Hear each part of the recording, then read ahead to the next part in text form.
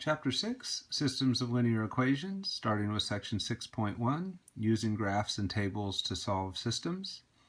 So we'll start out with a definition. A system of linear equations is more than one equation with more than one variable.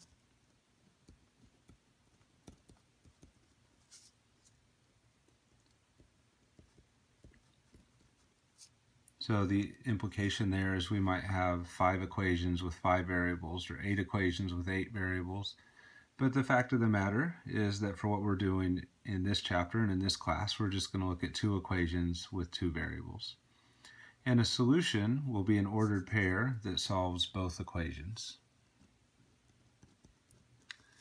So we're going to attempt to solve a system. So let's go ahead and look at one. All right, we're going to look at several methods of solving during this chapter, and the first one is going to be using graphing. So solve the system by graphing. We have 2 equations, y equals x minus 5 and y equals negative 2x plus 4. And we're going to try and find an ordered pair that is a solution to both of those equations. So what I'm going to do here is draw the graph of both of those on this grid over here, and we're going to see, once we see the graph, if we can figure out how that relates to the solution. So the first thing will be to number them. So I'm going to have equation 1 and equation 2. And I'm going to use different colors here just so we can kind of keep track of the work, which equation is which and which graph is which when we get over to the grid in a moment. So for graphing equation 1, I'm just going to make a table, pick x equals 0. That's always a nice easy one to plug in. If x is 0, we get y equals negative 5, just covering up the x in equation 1. And then we need another ordered pair. So let's see, it looks like we have a positive slope, so the line will be increasing. So let me plug in a bigger number like 3, and let's see what happens with that. So y equals 3 minus 5 would be negative 2. So there's 2 ordered pairs, and that's enough to graph that equation. I could just graph it right now on the grid, but I want to see what kind of ordered pairs I'm going to have from the second line first, just in case any of those are big numbers and require me to alter the scale. So let's switch over and do a green table for equation 2. Plug in the 0 again because that's easy. So substitute the 0, the x term goes away, we get y equals 4. And this line is going down. Let's go ahead and pick an x like, let's see what happens with plugging in 5. So we'll have y equals negative 2 times 5. Plus 4, that's negative 10 plus 4, or negative 6. So there's a couple ordered pairs there, and we have 2 ordered pairs from each equation, so that's enough to draw the graph.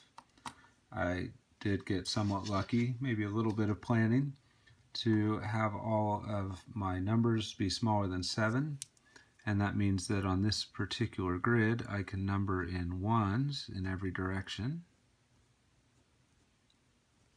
And all those points will fit.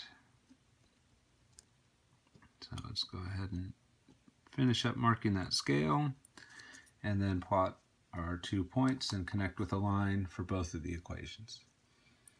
All right, so for equation 1, we have over 0 down 5, so that'd be right here, and then over to 3 and down 2, so that would be right there.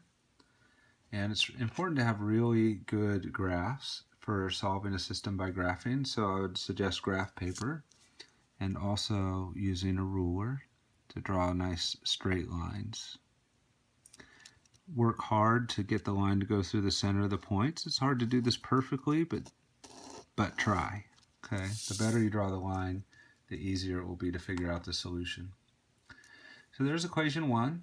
Now I'm going to try and draw the graph of equation 2. So over 0, up 4.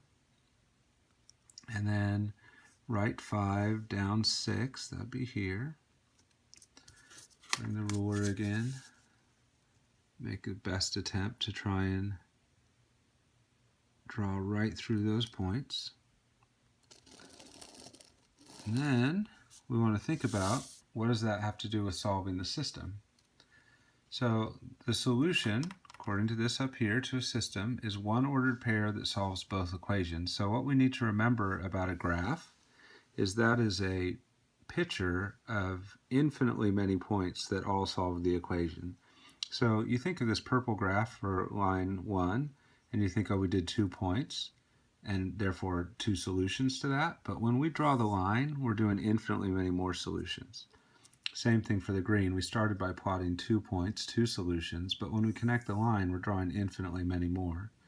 So if every point on the purple graph solves the equation 1, and if every point on the green graph solves equation 2, then that point of intersection right there should be a solution to both. When you're graphing, you're guessing at the solution a little bit. Try and guess something nice. So it looks like that is over 3 down 2. I'm going to put a question mark by it because I don't actually know for sure if that's the solution yet, but it looks like the point of intersection, so I'm going to test it. So normally I would take that point and I would plug it into both equations. I'm going to argue that we know for sure that's a solution on the purple equation because it's right there in the table. But that did not come up as a solution in my table for the green, but that doesn't mean it's not a solution, it's just not one of the 2 that we came up with. So let me test that point, 3, -2, in the green equation, equation 2, and see if it works. So for the y value is -2. I'm going to put a question mark because I don't know if this is going to work or not. And then -2 times x, but the x is 3. And then plus 4. So that's -2, and we're still wondering, is that equal to -6 plus 4? Sorry, I shouldn't have that equals there. And then -6 plus 4 is -2, so both sides are the same. So when you get equality, when you substitute in, that means that ordered pair really was a solution. So that ordered pair worked in the purple equation. It happened to be in our chart. We could have tested it like this otherwise. And it worked in the green one. We had to check that one by plugging in, but it worked in both. So that is a solution to the system because it's an ordered pair that solves both equations. So that goes from being a guess from the graph to being for sure the answer, 3, -2.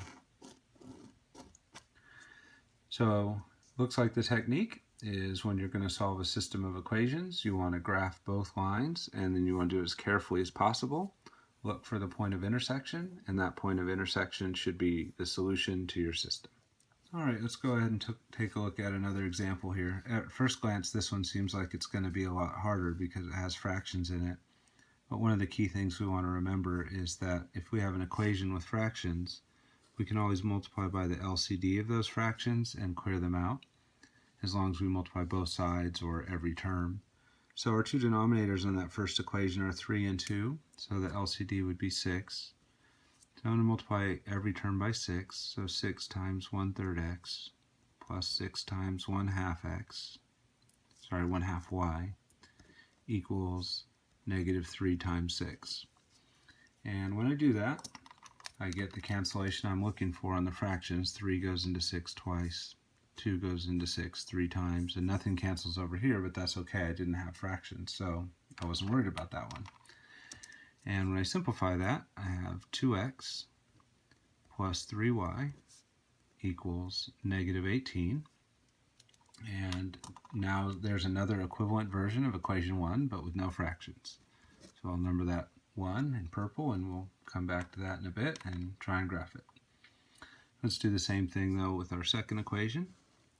Now it turns out we've got the same denominators, 2 and 3. So multiplying by 6 again will do the trick.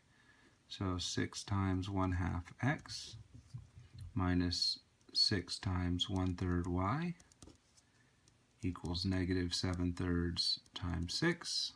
Look for those cancellations to happen again with the denominators. 2 into 6 3 times, 3 into 6 twice, and this 3 into that 6 twice.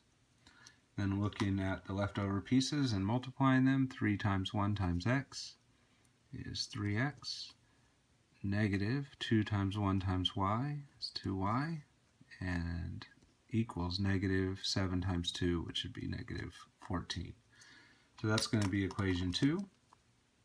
And then my goal, like last time, will be to come up with tables for both of those of ordered pairs that solve, use those to graph, try and find the point of intersection, and go from there. So let's start with equation 1, the purple one. So I'll set up my XY table.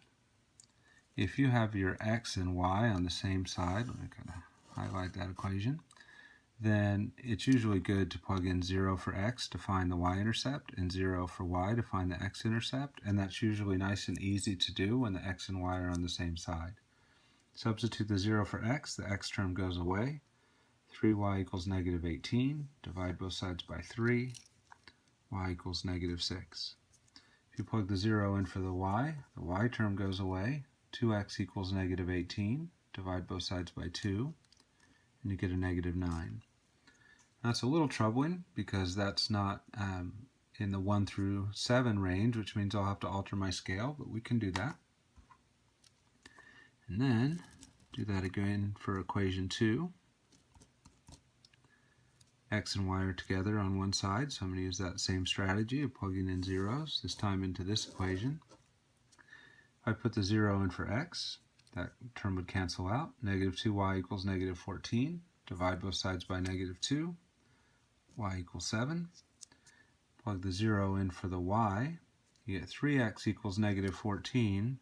Divide by 3 and you get negative 14 thirds. Doesn't simplify, so I'll just leave it like that. So we're getting some messier numbers to graph here, and your graphs really need to be good for solving a system by graphing to work.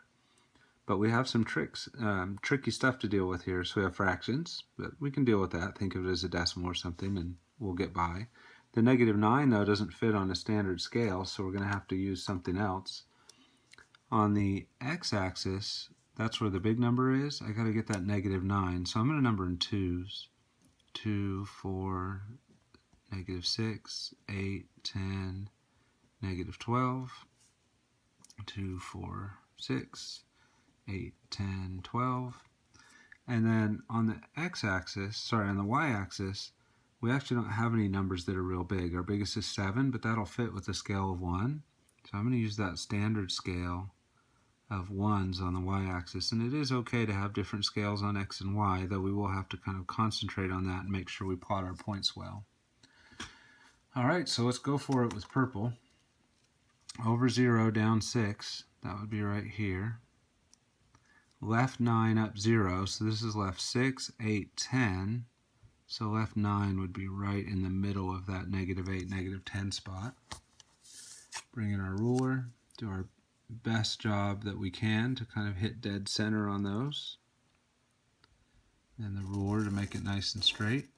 So there's our purple line, a bunch of solutions to the purple equation, equation 1. And now we're going to try and see some solutions from equation 2 by plotting these points and drawing the line. So over 0, up 7 for the first one. And then we have the left negative 14 thirds. So we could think of that as a mixed number. 3 goes into 14 4 times with 2 left over. Could also think of it as a decimal would be fine. So we could do negative 14 divided by 3 is negative 4.67. So let's think about where we would plot that. So left 4.67. So this is 2, 4, 5 would be in the middle, and 6 there. So it's not quite halfway, right? If this is negative 4 and 5, negative 4.67 maybe is right about here. Not quite halfway between, because halfway in between would be the negative 5 spot. Bring in the ruler. Try and hit those points as dead center as we can, though we already have a problem with, like, I doubt I put that fraction in exactly the right spot. And then we're looking for point of intersection just like last time. That appears to be right here. And then think about, all right, so what point is that? Left 1, 2, 3 notches, but we numbered in 2s, so that'd be left 6. And it looks like it's down 2 squares, and on the y-axis we numbered in 1, so that would be negative 6, negative 2. Right, left 2, 4, 6, and down 1, 2. But the question marks for sure, because this graph, I feel a little uncertain. I had started with a mess. I did a lot of algebra. I had to do a different scale to fit the 9. I had to plot a fraction, so I'm definitely a little more shaky on this one. So we're going to check to see if these solutions work back in the original equations. You could go to the original with the fractions, but actually it'll be easier if I just check it in the one where I cleared fractions. So I'm going to do that. So let's see, 2 times x, 2 times negative 6, plus 3 times y, and y is negative 2. And we're wondering, is that negative 18? So I have negative 12 minus 6, and I'm wondering, is that negative 18? But negative 12 minus 6 is negative 18, so check. Now, an important thing to remember here is when we plug that in and this point in, and it works in equation 1, that means it's a solution to equation 1. It does not yet mean it's a solution to the system. It has to work in both equations. So now let's check it down here in this one. So 3 times x, which would be 3 times negative 6, minus 2 times y, where the y is negative 2, and we're wondering, is that negative 14? So simplifying, I get negative 18. 2 negatives make a positive, so plus 4. Is that equal to negative 14? Opposite signs, so we subtract. 18 minus 4 is 14. Bigger one is negative, so the answer would be negative 14, which does match. So that ordered pair is going from negative 6, 2, kind of like as a question, right? We were wondering if that worked, to now it's negative 6, negative 2, right? Like we know for sure that it works. So when you graph it, you get a guess. When you check it in both equations and it works, now you've got a solution. All right, so there's a messier version where you start off with fractions, but you can clear those and still get to a solution to the system. All right, we've seen a couple examples of solving systems of equations by graphing, and I want to show you a couple more, but what I'm trying to show you here is basically a couple of strange ones and kind of what can go weird in the process. We're going to start off like before, numbering our equations 1 and 2 and using a little bit of color to be able to keep them straight. And then coming up with ordered pair lists to help us graph. Again, if you have your x and y on the same side, go with plugging in zeros to find the intercepts. I think that's the easiest. A 0 for x would eliminate that term, and we would divide both sides by negative 8, so y would equal 16 over negative 8, or negative 2. If we put the 0 in instead for the y term, so that little y piece would drop out, we would have 20x equals 16, so this would be 16 over, 16 over 20 if we divide both sides by 20, or 4/5 if we reduce that. Now let's try it again for the green line. 0 for x, this drops out. 6y equals 18, divide by 6, y equals 3. Put the 0 in for y, messy again. Negative 15x equals 18. Divide both sides by negative 15, you'll get x equals 18 over negative 15, which if you simplified, that would be negative 6/5 if you cancel the 3 top and bottom. So we've got some fractions to plot. That'll be a little bit messy, but it turns out that is not the weird part on this one. Our numbers, first of all, are all pretty small, so numbering in ones is something that we can get away with, so I'm going to do that. 1, 2, 3, 4, 5. 1, 2, 3, 4, 5, and then 1, 2, 3, 4, negative 5, and another negative 5 over here. All right, and sticking with the color for equation 1, we have over 0 down 2, and then over 4/5 up 0. So 4/5, if you do that on the calculator, is 0.8. So almost, but not quite, over 1 unit. So something about like that. So I'm going to draw this in, trying as best I can to hit dead center on these. And there's equation 1. So now we want to bring in the green one, graph that, see where they intersect. So over 0 up 3, 1, 2, 3. And then left 6/5, left because it's negative. And if you do a decimal on that, it's negative 1.2, so right about here, and then up 0. So there's that one. So I want to bring in the ruler, draw that in and see where they hit. And as I'm lining up the ruler, I start to see that I have a little bit of a problem with the where they hit part, because it doesn't look like they're going to hit. To be honest with you, the way I drew it, it looks like if you went far enough that way, right, over there, if you extended far enough, maybe they would hit, but that doesn't fit in my picture. So I'm going to investigate this in a little bit of a different way now. I'm going to take equation 1 and I'm going to put it in slope-intercept form. So I'm going to subtract 20x from both sides to move that x term over to the right. I'm going to divide every term by -8 to get y by itself. And I get y equals, let's see, the two negatives would cancel. Negative over negative is a positive. I could cancel a 4, so that would be 5/2 x minus 2. That's the slope-intercept form of that equation. If I do that for the other one, I would add 15x to both sides and get this, and then divide every term by 6 to get y by itself. Think about reducing a 3 here, and I get 5/2 x plus 3. So the y-intercepts we already knew, over 0 down 2 and over 0 up 3. But what we actually see now is that the slope of the first one is 5/2 and the slope of the second one is 5/2. And if those lines have the same slope, then they should actually have the exact same steepness, even though my hand-drawn graph doesn't quite show that. And if that's really true, it means they will never intersect, that they will be parallel lines. So that's one of the weird things that can happen. So when you're solving a system, you're looking for a ordered pair that works on both, and graphically that's the point of intersection. But if you graph and there is no intersection, then there is no solution. So these equal slopes indicate that we have parallel lines, and parallel lines indicate that there's no solution. So that would be the answer to this question. They say solve, and we would say, sorry, no solution to this one. So let me summarize that for you down here. If you have lines L1 and L2 and they're parallel non-vertical lines, then the slopes of those lines are equal. And going the other way on that, if two distinct lines have equal slopes, then they're parallel.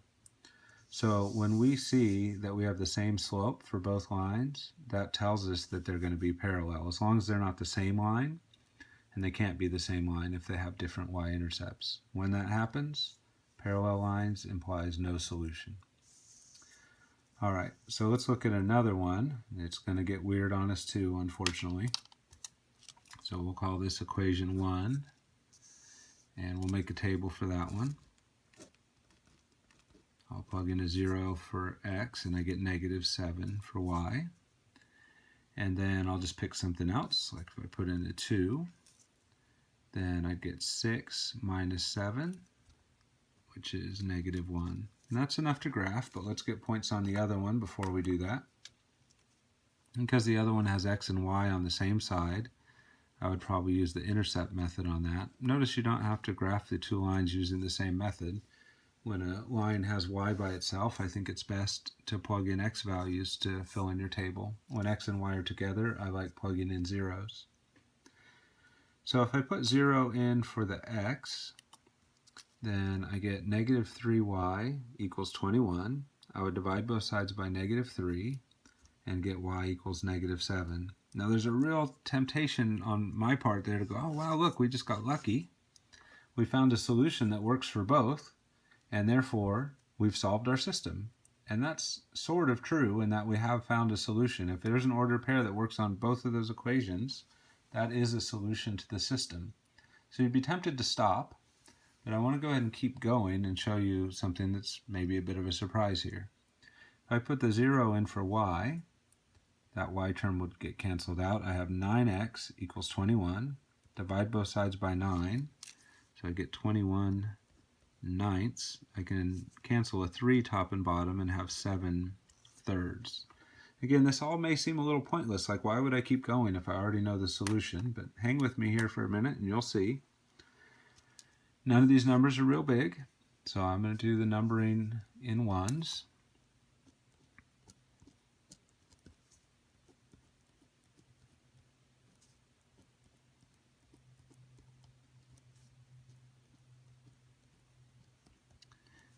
to start plotting these. So over 0, down 7, would be right here. And over 2, down 1 would be right there. Bring in the ruler, draw a good line. So there we go. And now we're going to draw the second one, looking to see where the lines hit each other. So we have the 0, -7. We've already mentioned that, right? Like that's a point they have in common, but let's go ahead and draw the line anyways. The other point would be over 7/3. 3 goes into 7 twice with 1 left over, so that'd be 2 1/3 right about here, and up 0. And then I'd go and draw that line. But when I put that point on, it seems like it was on the purple line. And we know the other one was on the purple line. So when I go to draw the graph, it just ends up being the green right on top of the purple. And it turns out those two lines didn't just have this point in common. Every point on them is a point in common. It wasn't obvious when we first looked at it, but if you take this second equation and you put it in slope-intercept form by solving for y, then you would subtract 9x from both sides to move the x term over. You would divide every term by -3 to get y by itself. And you'd get y equals 3x because the two negatives make a positive. And then 21 over -3 is -7. And if you look, that equation is the same as that one. So it turns out our two equations were the same. We just didn't notice it at first. And that means we really had the same line both times, which means they're one on top of each other. So sometimes this is another weird case that can happen. You go to solve by graphing and both of your lines end up being the same line. And when that happens, the solution is infinitely many solutions.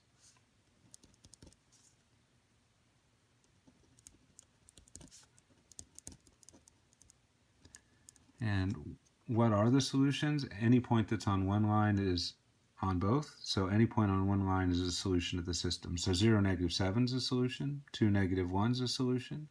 7/3 0 is a solution. The other infinitely many things that are on that graph are also solutions. So infinitely many solutions to that system. So if you think about the last few examples we've seen, they worked, but they kind of show some of the drawbacks of solving a system by graphing. If you have, like we did on the previous page, a problem where you have fractions and you have to alter your scale, it can be pretty hard to draw the graph accurately enough to make sure you get the point right. We were really careful and we did it, but it's a tricky process. These two lines up here were supposed to be parallel, but if you look at the way I drew them, they don't look like they're perfectly parallel, but they should have been. So my imperfections in drawing messed that up a little. We could see from the slopes they were parallel, but my graph didn't illustrate it. Here we did okay, saw one line on top of the other, but there's tricky situations with graphing, and we have to deal with our imperfections when we graph by hand. So a nice tool for solving a system by graphing would be to solve the system on a graphing calculator. Now we've done that before, but we were kind of in a different context then, so this is going to feel similar to something we did before, but it'll look a little different, slightly different approach. We know to graph on the graphing calculator, we need things in slope-intercept form. So we're going to subtract 12x from both sides, get 9y equals -12x plus 18, and divide through by 9 and simplify. So we get y equals, let's see, cancel a 3 here, so -4/3 x. And 9 goes into 18 twice, so +2. So there's one of my equations in slope-intercept form. And I'm going to do that with the other one as well. So let's see, I'm going to move that x over. So add x to both sides. And I want y by itself, so I'll divide by -4. Those cancel. Y is by itself now. And then this is a 1 up here, and the negative I don't like in the bottom, also I'll bring that out front, make that -1/4 x, and positive and a negative makes a negative, and 4 goes into 20 5 times. So I have both of those equations in slope-intercept form. And the benefit of having done that is that I can put it in the graphing calculator now. So I'm going to bring in the graphing calculator. I'm going to hit the y equals button. Make sure if you have any plots that they're turned off because we're not using data on this problem. And then negative 4/3 times x plus 2 is equation 1. And negative 1/4 times x minus 5 is equation 2. And I want to use the calculator to graph them and see where they hit. So my window, who knows what it is? I don't know what I graphed last. If I hit window, there's some really big numbers in there. It looks like I was doing some application problem. So for an abstract graphing, I usually like to hit the zoom key and then go down to standard to get a negative 10 to 10, negative 10 to 10 window. So I'm going to do that, press enter. It'll draw the two graphs. Hopefully we'll see them intersect.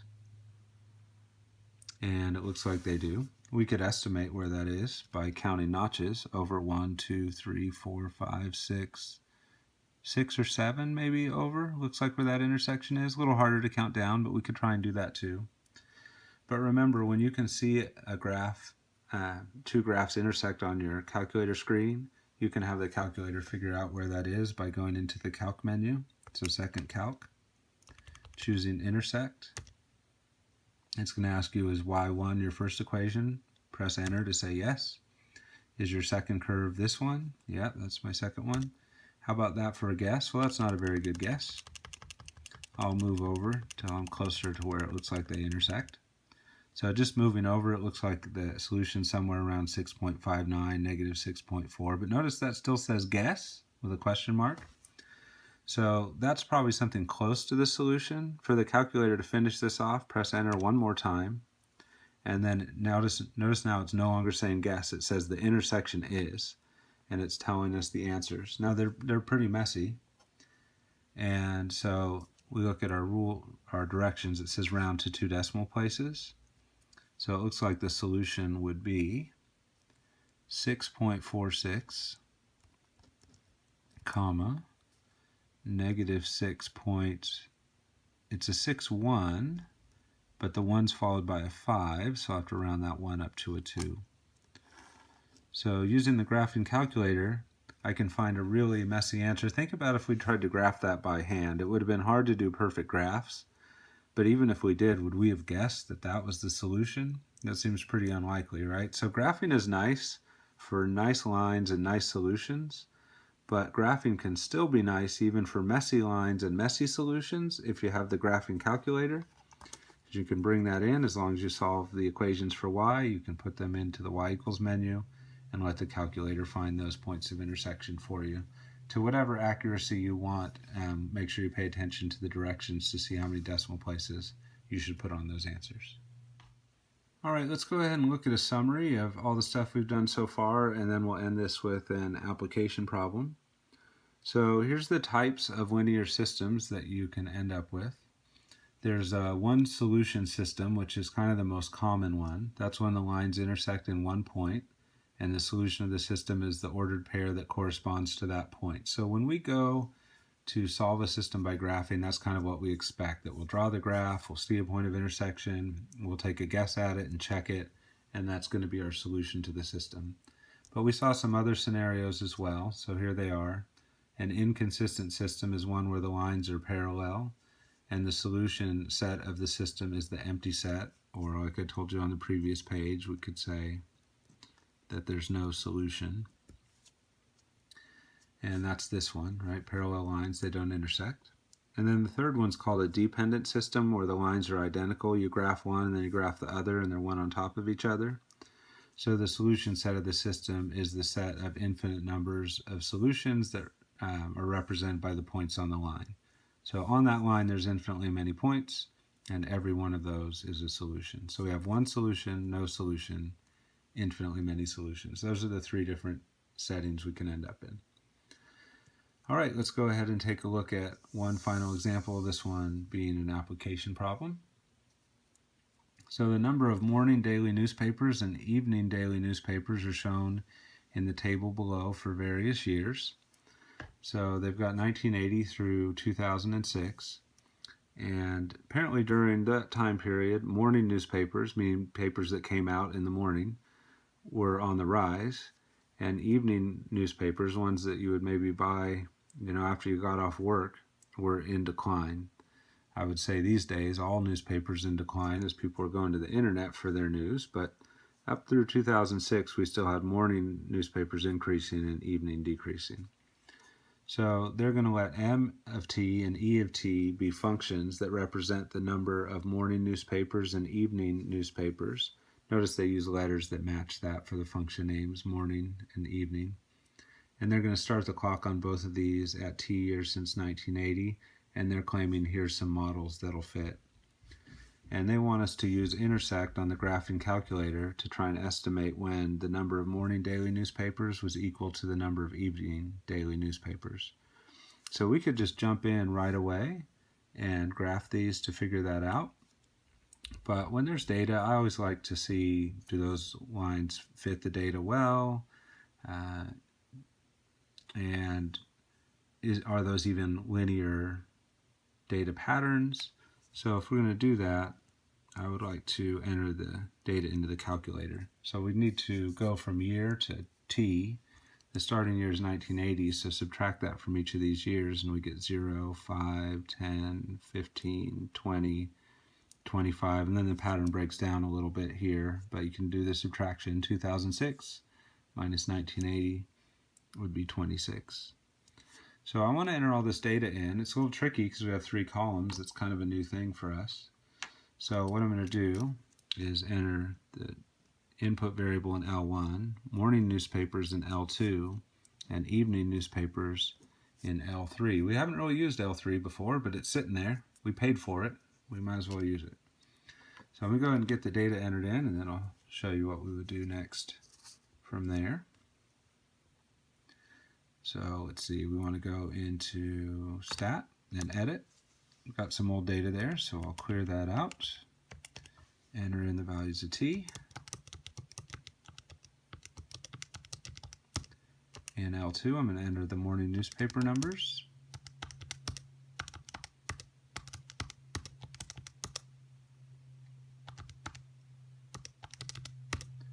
And then L3 will be the evening newspaper numbers. Something I didn't really know, but apparently those used to be the really popular ones. I guess people would want to get off work and see what the news of the day was. But if you look, that number there is bigger than the number we see anywhere else. All right. So now I want to graph this, and I'd like to be able to see everything in the picture.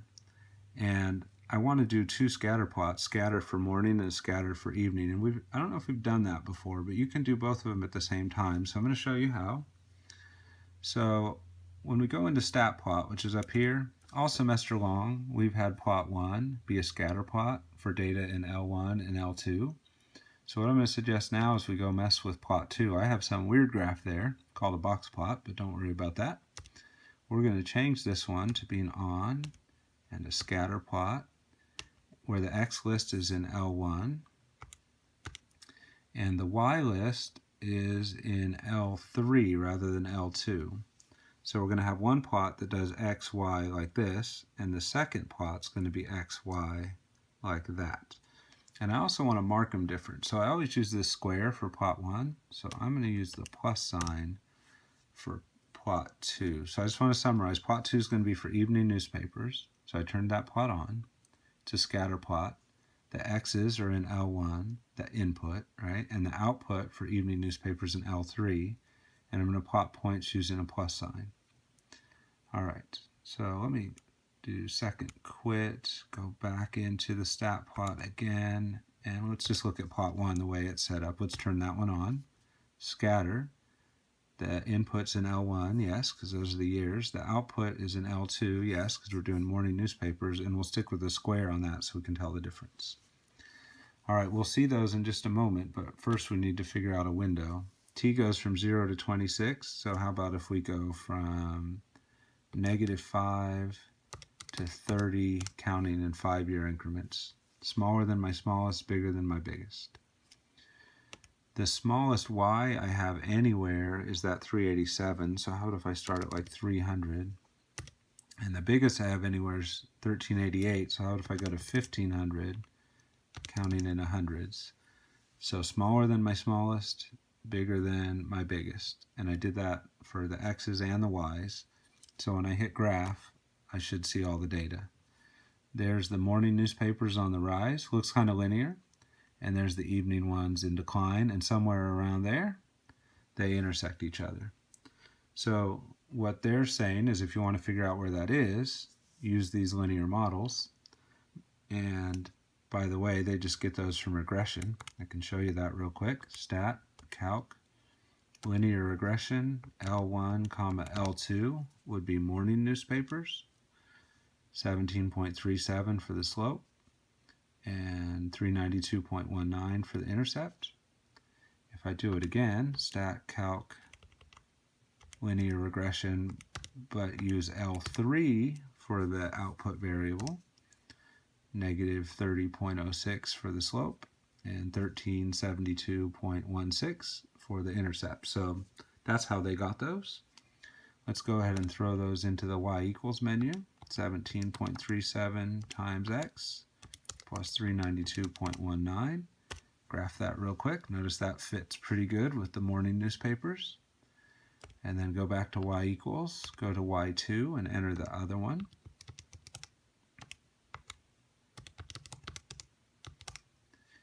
And I'm going to hit graph again. Notice that's fitting pretty good with the evening newspapers. And now, what are they asking us to do on this problem? They want us to use intersect on the graphing calculator to estimate when the number of morning daily newspapers was equal to the number of evening daily newspapers. So I'm going to use that intersect feature, which if you remember was under the calc menu. So second calc and intersect. And first one is y1, yes. Second one is y2, yes. How about that for a guess? Not very good.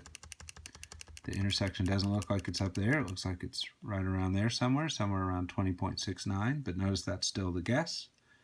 Press enter. That goes from guess to intersection, and it refines it for me.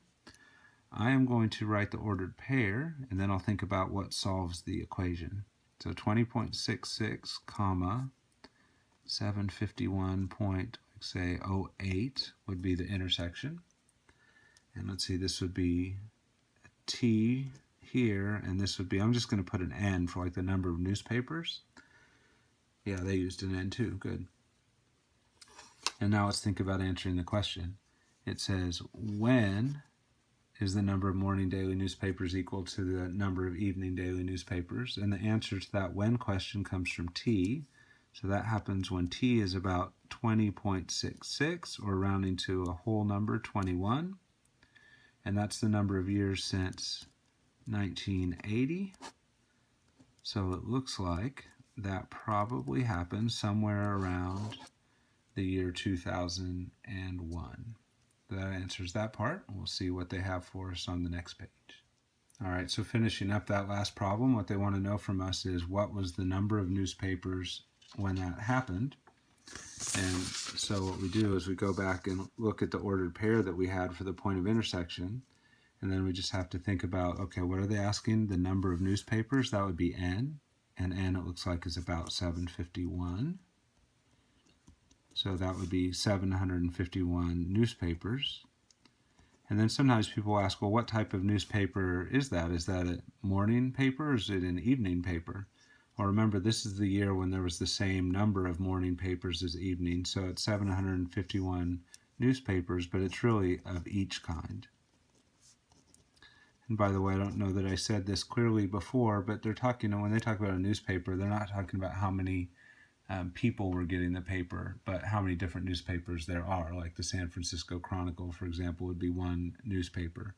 So the New York Times would be another newspaper. So there were 751 of those, or we would estimate that in 2001, there were about 751 papers that came out in the morning and also 751 that came out in the evening. Now, remember, that's not for sure when it happened. That's just what we would guess based on the model that we have obtained from the data, right? So sometimes those models aren't perfect, but certainly that should have happened around that year, and it should have been somewhere around that many newspapers. All right, that wraps up section 6.1.